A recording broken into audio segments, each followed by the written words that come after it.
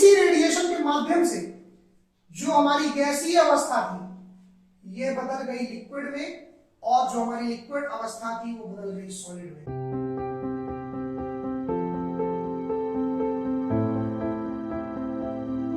So hello students, last video में आपने पढ़ा था लाप्लास की नेबुलर हाइपोथेसिस के बारे में, और हम लोग origin of the universe topic को कवर अप कर रहे थे। तो ओरिजिन ऑफ यूनिवर्स में मैंने आपको दो हाइपोथेसिस के बारे में पढ़ने के लिए कहा था, जिसमें से एक थी लाप्लास की नेबुलर हाइपोथेसिस और दूसरी थी कांत की गैसेस हाइपोथेसिस। तो फर्स्ट वीडियो में आपने लाप्लास की नेबुलर हाइपोथेसिस को कवर अप किया था, और अब सेकंड वीडियो में यानी कि पार्ट 2 में हम लोग कांत की गैसेस हाइपोथेसिस को पढ़ेंगे। तो कांत की गैसेस हाइपोथेसिस यानी कांत की गैसीय परिकल्पना,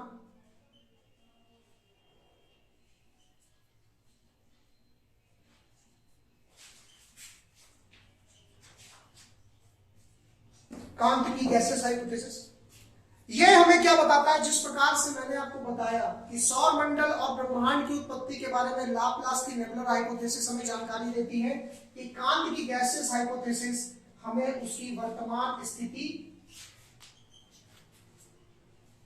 यानी कि प्रेजेंट स्टेट के बारे में बताता है। वर्तमान स्थिति यानी कि प्रेजेंट स्टेट के बारे में बताता है। तो कांत की गैसेस हाइपोथेसिस से हमें यह पता चलता है कि आज जो हमारा यूनिवर्स जिस स्थिति में है, जिस स्टेज में है, वो स्टेज कैसे अचीव हुई है, कैसे पहुंचे हैं उस समय तक। जैसे कि आप जानते हैं कि जो हमारी पृथ्वी थी वो कभी आग का गोला थी, और रहने लायक इसमें कोई भी सिचुएशन कभी भी उपलब्ध नहीं थी। समय के साथ कई सारे बदलाव हुए, इन बदलावों के साथ साथ नई नई स्पेशीज जो है उन्होंने जन्म लिया पृथ्वी पर, और उसके बाद जो है हमारी पृथ्वी रहने लायक हो पाई। अभी जब आप एटमॉस्फेयर के बारे में पढ़ेंगे तो आप ये भी जानेंगे कि कैसे इस एटमॉस्फेयर में शुरुआत में जो ऑक्सीजन का परसेंटेज था वो कभी 0 हुआ करता था, और कार्बन डाइऑक्साइड का परसेंटेज बहुत ज्यादा हुआ करता था। लेकिन समय के साथ जब प्लांट्स की उत्पत्ति हुई हमारे पृथ्वी पर, तो उस प्लांट्स ने कार्बन डाइऑक्साइड को एब्जॉर्ब करके ऑक्सीजन को रिलीज किया, और धीरे धीरे जो हमारे एटमॉस्फेयर में ऑक्सीजन का परसेंटेज है वो 21% हो गया, और कार्बन डाइऑक्साइड रह गई 0.03%। तो यहां पर हम लोग इसी तरह से इसकी वर्तमान स्थिति में कैसे बदलाव आए हैं, ये हम कांत की गैसेस हाइपोथेसिस यानी उनकी गैसीय परिकल्पना के जरिए पढ़ने की कोशिश करेंगे। कांत की गैसेस हाइपोथेसिस वर्तमान स्थिति के बारे में हमें ये बताती है कि जो हमारे ग्रह थे यानी कि जो हमारे प्लैनेट्स थे, उन्होंने अपनी 3 स्टेजेस को चेंज किया है।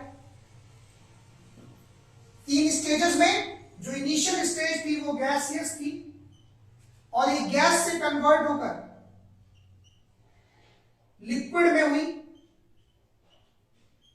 और लिक्विड से चेंज अप होकर आज प्रेजेंटली सॉलिड में कन्वर्ट हुई। तो जो हमारे प्लैनेट्स थे वो इनिशियली कभी गैसियस स्टेट में हुआ करते थे, आज वो लिक्विड यानी कि तरल अवस्था में पहुंचे, और उसके बाद फिर वर्तमान स्थिति यानी ठोस अवस्था जो कि सॉलिड स्टेट है वो अचीव हुई है। अब किसी भी चीज को अगर अपनी स्टेट को चेंज करना है यानी कि अपनी अवस्था को चेंज करना है, तो उसके लिए करना पड़ता है उसे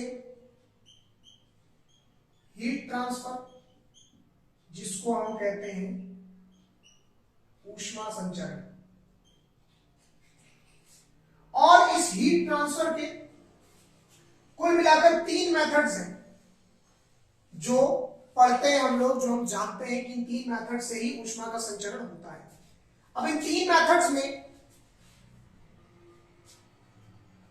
सबसे पहला मेथड है जिसको हम कहते हैं कंडक्शन, हिंदी में चालन। दूसरा माध्यम होता है कन्वेक्शन, हिंदी में संवहन,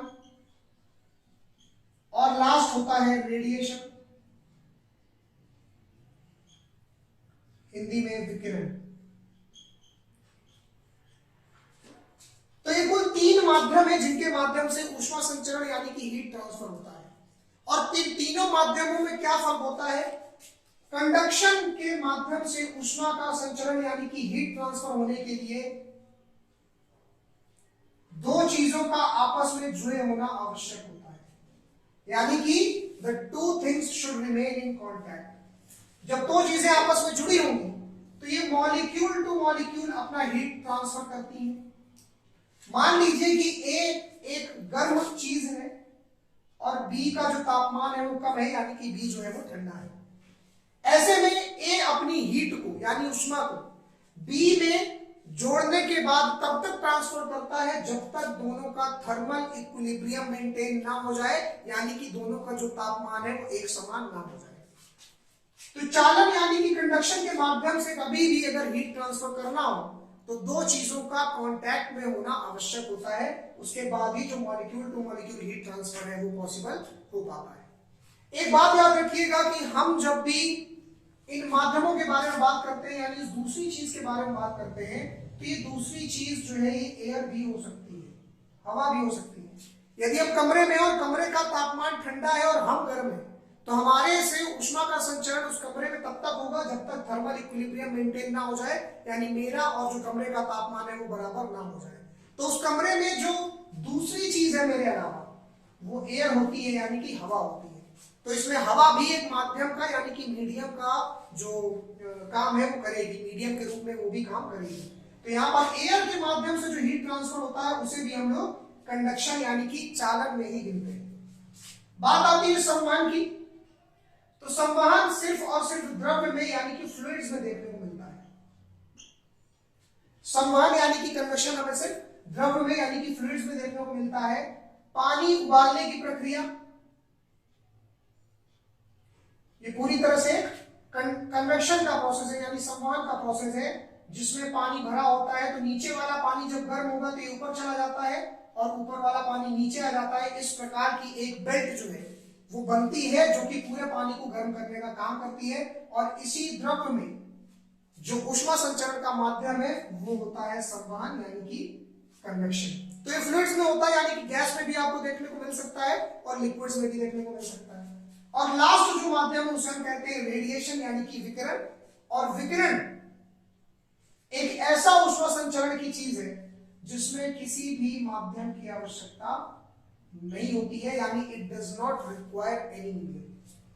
अब जो हमारा यूनिवर्स है वो जैसा कि आप जानते हैं कि यूनिवर्स एक ऐसी प्लेस है जहां पर एयर नहीं है यानी कि हवा नहीं है, और एयर चूंकि एक मीडियम का काम करती है तो यानी कि अब अगर अर्थ को यानी किसी भी ग्रह को अगर अपना ऊष्मा संचरण यानी कि हीट ट्रांसफर करना है तो उसके पास दूसरा मीडियम नहीं है, क्योंकि ना ही कोई ग्रह किसी दूसरे ग्रह के साथ कांटेक्ट में है और ना ही ग्रह के साथ एयर कांटेक्ट में है, बिकॉज वहां पर वैक्यूम है, वहां पर कोई भी हवा नहीं है किसी प्रकार की। तो ऐसे में अर्थ यानी कि कोई भी ग्रह यदि अपना ऊष्मा संचरण करेगा तो उसके लिए उसे रेडिएशन का माध्यम ही प्रयोग करना पड़ेगा, यानी विकिरण के माध्यम से ही ऊष्मा संचरण करना पड़ेगा, क्योंकि वहां पर कोई भी माध्यम उपलब्ध नहीं है। तो ग्रहों ने जो अपनी ऊष्मा का संचरण किया है, जो हीट का ट्रांसफर किया है, वो उन्होंने किया है रेडिएशन यानी विकिरण के माध्यम से। और रेडिएशन यानी विकिरण के माध्यम की एक प्रॉपर्टी होती है कि यह हमेशा सतह से यानी कि सरफेस से ही शुरू होता है। तो कोई भी चीज यदि रेडिएशन के माध्यम से अपना ऊष्मा संचरण कर रही है तो वो पहले सतह से ठंडी होगी और केंद्र से बाद में ठंडी होगी। ये बात इसका नियम है कि रेडिएशन हमेशा सरफेस से यानी कि सतह से ही शुरू होगा, और इसी रेडिएशन के माध्यम से जो हमारी गैसीय अवस्था थी ये बदल गई लिक्विड में, और जो हमारी लिक्विड अवस्था थी वो बदल गई सॉलिड में। अब ये जो मैंने अभी आपको बताया है कि रेडिएशन जो है ये सरफेस से होता है, ये पूरा प्रोसेस आपको जानने मिलेगा जब आप इंटीरियर स्ट्रक्चर ऑफ अर्थ यानी कि पृथ्वी की आंतरिक संरचना के बारे में पढ़ेंगे। उसमें हम ये जानेंगे कि जो पृथ्वी की अलग अलग सतह है उन अलग अलग लेयर्स में जो उनकी स्टेट है, जो उनकी अवस्था है वो किस प्रकार से बनी है, और क्यों हम ये पढ़ते हैं कि भाई मेंटल हमारा जो है वो तरल अवस्था में यानी कि लिक्विड स्टेट में है, और जो हमारा क्रस्ट जो है वो सॉलिड यानी कि ठोस अवस्था में है। तो ये हमें बताएगा ये रेडिएशन का माध्यम यानी कि विकिरण का माध्यम। तो एकांत की गैसियस हाइपोथेसिस थी जो हमें present state of the universe यानी कि इसकी वर्तमान स्थिति के बारे में बताता है, जहां हम ये पढ़ते हैं कि हमारे ग्रह गैस से लिक्विड और लिक्विड से सॉलिड हो गए इस रेडिएशन के माध्यम को प्रयोग करके, विकिरण के माध्यम को प्रयोग करके। तो ये था हमारे ओरिजिन ऑफ यूनिवर्स का पूरा टॉपिक, जिसमें हम लोगों ने दो हाइपोथेसिस पढ़ी है। पहली थी लाप्लास की नेबुलर हाइपोथेसिस और दूसरी थी कांत की गैसियस हाइपोथेसिस। इन दोनों टॉपिक्स को कवर अप करने के बाद आज हम इसको खत्म कर चुके हैं। तो हम नेक्स्ट पार्ट में सोलर सिस्टम के बारे में पढ़ना स्टार्ट करेंगे। आज की वीडियो में बस इतना ही था। Thank you.